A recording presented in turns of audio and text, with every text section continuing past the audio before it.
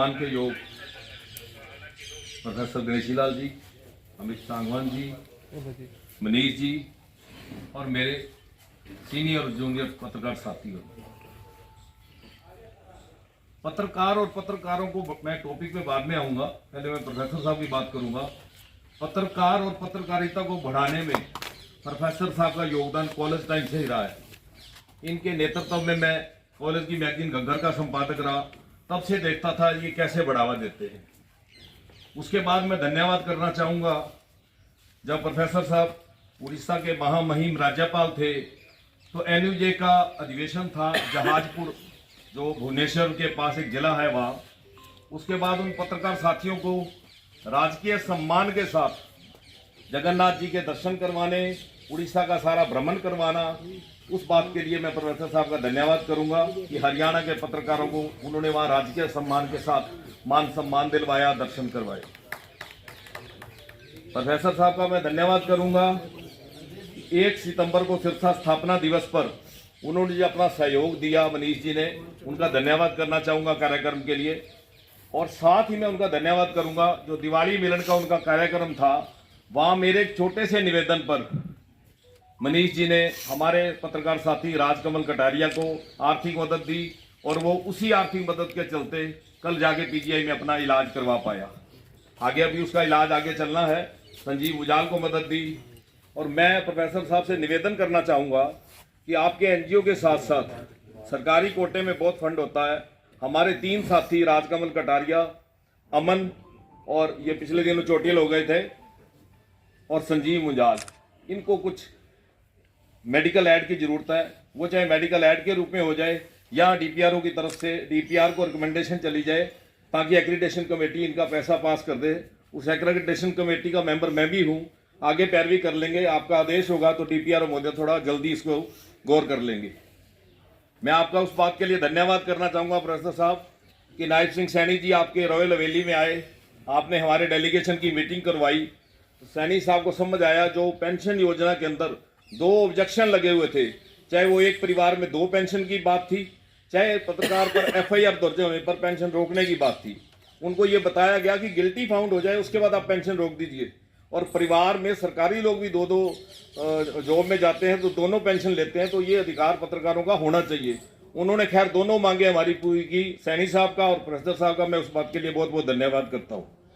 1 सितंबर को आपसे हमने रिक्वेस्ट की थी पत्रकारों के कार्यक्रम में कि कुछ डिमांड्स और हैं, कुछ लंबी चौड़ी। हमें टोल टैक्स फ्री नहीं चाहिए।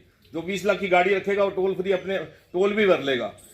बात है कि कोरोना के अंदर रेलवे की जो सुविधाएं पत्रकारों को मिलती थी वो सस्पेंड कर दी गई। वो अश्विनी वैष्णव जी से, रवनीत बिट्टू जी से आप पत्र लिखकर कृपया हमारी वो करवाएं।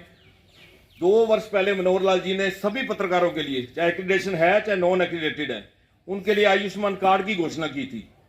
वो कृपया लागू करवाई जाए, क्योंकि आयुष्मान कार्ड तो हरियाणा में, पूरे भारत में सबको मिल रहा है, तो फिर पत्रकार क्यों उससे वंचित रहे। कम से कम अपने जो स्वास्थ्य है उसका तो वो लाभ ले सके जो सरकार की स्कीम है। डिजिटल मीडिया को आपकी सरकार ने, प्रदेश की सरकार ने विज्ञापन नीति के तहत मंजूरी दी है। मैं उसके लिए सरकार का धन्यवाद करता हूँ और सरकार से इस बात की मांग भी करता हूँ कि डिजिटल मीडिया को अगर आपने विज्ञापन नीति के लिए स्वीकृत किया है तो उसके साथ साथ उनको एक्रीडिटेशन के लिए भी अधिकार दिया जाए, उनका भी एक्रीडिटेशन किया जाए। वो आप अपने नियम बना लो, आपने सब्सक्राइबर का नियम बनाना है, फॉलोइंग का नियम बनाना है, लेकिन इनको भी मान्यता मिलनी चाहिए। मैं आपसे निवेदन करूंगा, आपके मार्फत से ही हम दोबारा प्रदेश का डेलीगेशन, मुख्यमंत्री जी कुछ मांगों को लेकर मिलना चाहता है।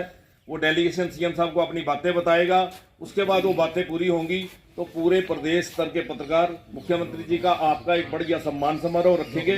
हमें डेलीगेशन के लिए समय दिलवाया जाए। आपने ये पूरे आज भारत के अंदर इस टॉपिक पे प्रेस डे मनाया जा रहा है। ये चेंजिंग बिल्कुल समय के साथ साथ परिवर्तन, प्रगति का सूचक है। कभी अकेला प्रिंट था तो टीवी वाले आगे बैठ जाते थे। अभी मेरे कुछ साथियों ने बात की तो प्रिंट वालों को होता था यार कैमरे वाले आगे आगे बैठ गए। अब कैमरे वालों को आगे फोकस चाहिए था। उसके बाद डिजिटल मीडिया का जमाना आया तो इतने मोबाइल खड़े हो जाते हैं कि कैमरे को स्थान नहीं मिलता। तो ये तो हमें आपस में एडजस्टमेंट करनी पड़ेगी। किसी और ने, सरकार ने, किसी और ने नहीं करनी। हमें आपस में सहयोग करना पड़ेगा, आपस में मिलजुल कर चलना पड़ेगा, क्योंकि आने वाला समय डिजिटल का ही है। परसों विधानसभा के अंदर बीजेपी के पुंडरी के विधायक सतपाल झाम जी ने एक बात कही कि बहुत ज़्यादा यूट्यूबर्स हो गए हैं और वो ब्लैकमेलिंग करते हैं, ब्लैकमेलर हैं, कि कृपया सरकार पॉलिसी लाए और पॉलिसी लाकर उस बात को कंट्रोल करे, क्योंकि फिर नया वर्ष आने वाला है, वो फिर हमारे पास आ जाएंगे।